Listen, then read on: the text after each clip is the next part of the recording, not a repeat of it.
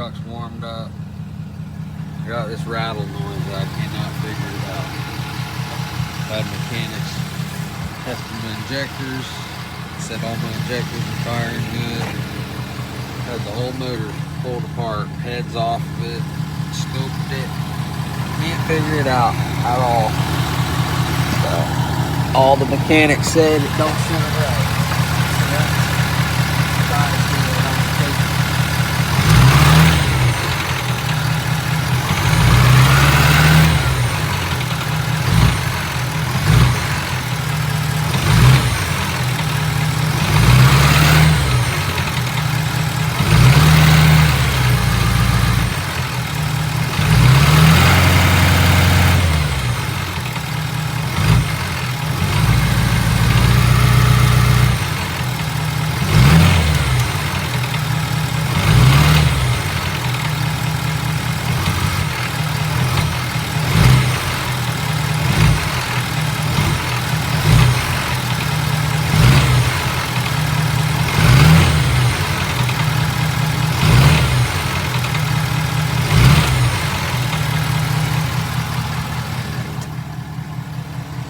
What do you guys think?